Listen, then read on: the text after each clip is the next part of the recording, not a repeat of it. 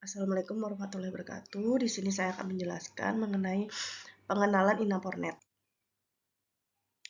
Indonesian Port Integration atau Inapornet adalah portal elektronis yang terbuka dan netral guna memfasilitasi pertukaran data dan informasi layanan ke pelabuhan secara cepat, aman, netral, dan mudah yang terintegrasi dengan instansi pemerintah terkait, badan usaha pelabuhan, dan pelaku industri logistik untuk meningkatkan daya saing komunitas logistik Indonesia.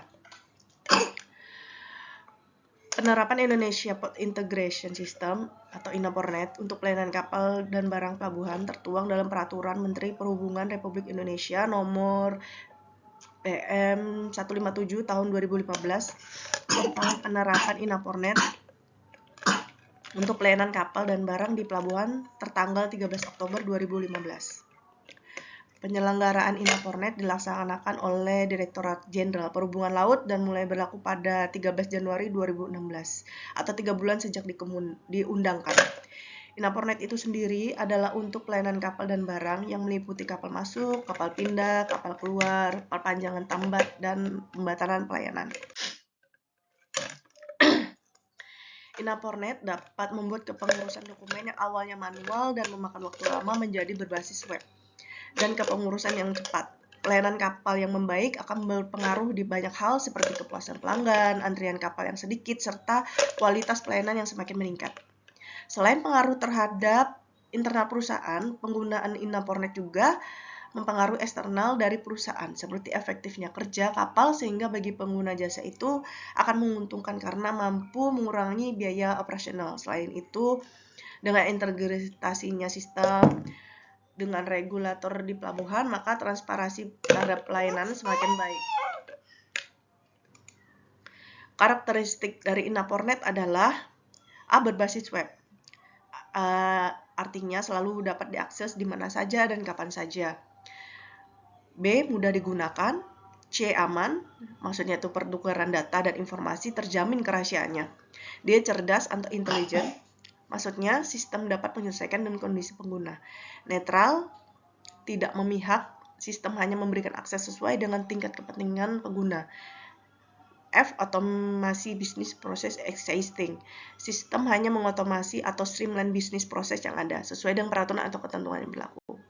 G. Layanan terintegrasi. Dengan ciri tersebut, maka Inapornet akan memberikan manfaat bagi komunitas logistik, antara lain sebagai berikut. A. Single submission. B. Layanan online, hemat waktu dan biaya. C. Percepatan proses secara keseluruhan. D. Kemampuan tracing dan tracking. E. Minimasi kesalahan pemasukan data dan dokumen. F. Menerima integrasi data secara elektronis. G. Dapat melakukan monitoring atau proses. H. Meningkatkan daya saing pelaku industri.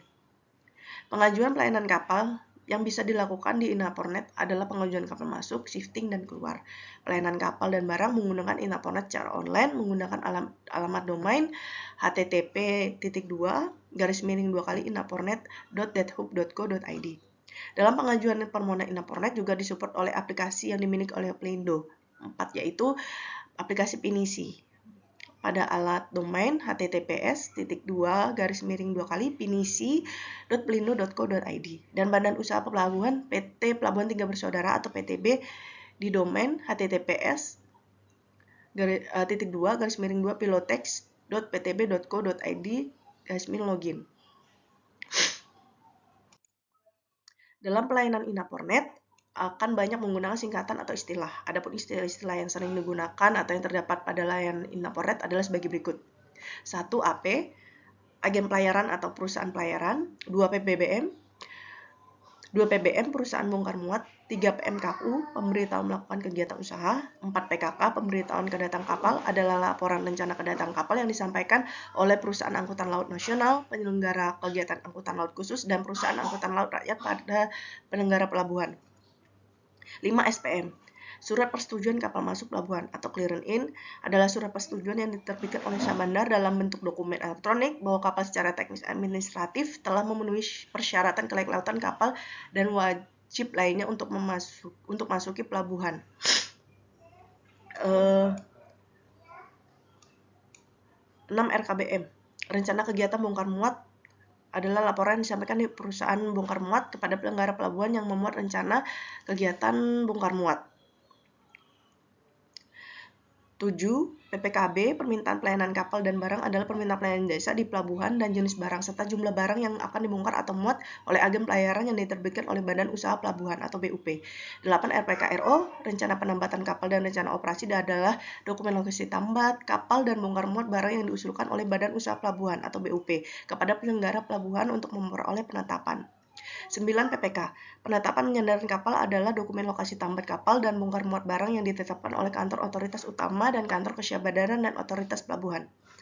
10. SPK. Surat perintah kerja adalah dokumen yang berisi perintah untuk melaksanakan pelayanan kapal yang dikeluarkan oleh Badan Usaha Pelabuhan atau BUP yang meliputi kegiatan pemanduan, penundaan, dan tambat kapal.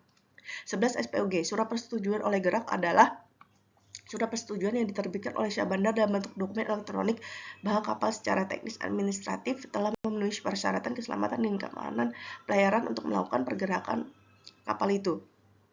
12. LKK. Laporan keberangkatan kapal adalah laporan rencana keberangkatan kapal yang disampaikan oleh perusahaan pelayaran dan penyelenggara pelabuhan. 13. LK3. Laporan kedatangan dan keberangkatan kapal adalah laporan yang disampaikan oleh perusahaan pelayaran kepada penyelenggara pelabuhan tentang realisasi kegiatan kapal yang berisikan tanggal kapal tiba dan tanggal kapal berangkat, pelabuhan asal dan pelabuhan tujuan, serta data muatan kapal, bongkar dan atau muat. 14. SPB, surat persetujuan belayar, clearance out atau port clearance, adalah surat persetujuan yang diterbitkan oleh Syah Bandar dalam bentuk dokumen elektronik bahwa kapal secara teknis administratif telah memenuhi syarat kelayak lautan kapal dan kewajibannya lainnya untuk belayar meninggalkan pelabuhan. 15. LAB. Laporan angkutan barang adalah surat yang berisi daftar kegiatan bongkar muat barang yang diajukan oleh perusahaan jasa terkait, EMKL atau JPT kepada penyelenggara pelabuhan. 16. JPT, jasa pengurusan transportasi atau freight forwarding, adalah usaha yang ditujukan untuk mewakili kepentingan pemilik barang untuk mengurus semua kegiatan yang diperlukan bagi terlaksananya pengiriman dan penerimaan barang melalui transportasi darat, perkereta-apian, laut, dan udara yang mencakup kegiatan pengiriman, penerimaan, bongkar muat, penyimpanan, sortasi, pengepakan, penandaan, pengukuran, penimbangan, pengurusan, penyelesaian dokumen, penerbitan dokumen angkut, pemesanan ruangan pengangkut, pengelola distribusian, penghitungan biaya angkutan, klaim asuransi, atau pengiriman barang. Penyelesaian tagihan dan biaya-biaya lainnya yang diperlukan dan penyediaan sistem informasi dan komunikasi serta layanan logistik.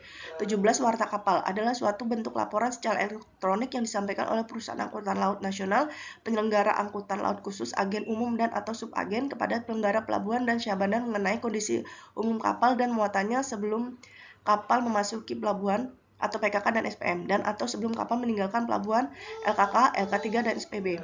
SI adalah perintah atau instruksi pengapalan atau pengiriman yang dibuat oleh eksportir atau pengirim barang kepada perusahaan pengangkutan. 19. Hubungan payment adalah pusat distribusi dan monitoring tagihan PNBP atau penerimaan negara bukan pajak dari seluruh aplikasi online Kementerian Perhubungan untuk pembayaran dan penyertaan PNBP ke kas negara yang terhubung melalui Simponi atau sistem informasi PNBP online. Di sini merupakan Inapornet saat ini ya. Untuk hal yang pertama pada saat kapal datang yaitu pengajuan PKK. Atau dulu bisa kita sebut dengan warta kapal. Setelah PKK disetujui, secara bersamaan akan timbul SPM. Apabila dua ini sudah disetujui, maka untuk kapal yang ingin melakukan pemuatan atau pembongkaran, PBM akan langsung mengajukan RKBM agar nanti bisa kita ajukan dengan RPKRO-nya. Untuk hal ini di Inapornet tidak boleh terlewat sedikit pun ya. Jadi harus sesuai dengan bagan seperti ini. Apabila dilewatkan itu sama sekali nanti tidak akan timbul di aplikasinya. Apabila kita melakukan kegiatan seperti mengurus SPOG, RKBM, dan sebagainya. Untuk di Samarinda tersendiri, apabila kapal mau muat atau bongkar melewati jembatan harus wajib menggunakan SPK pandu walaupun kapal tersebut di bawah 500 GT. Karena di Samarinda ada 4 jembatan ya, jadi memang harus wajib pandu di saat mau naik ke atas maupun turun ke bawah. Demikian presentasi dari saya. Apabila ada salah kata dan kekurangan saya seterusnya. Wabillahi taufiq wal hidayah. Assalamualaikum warahmatullahi wabarakatuh.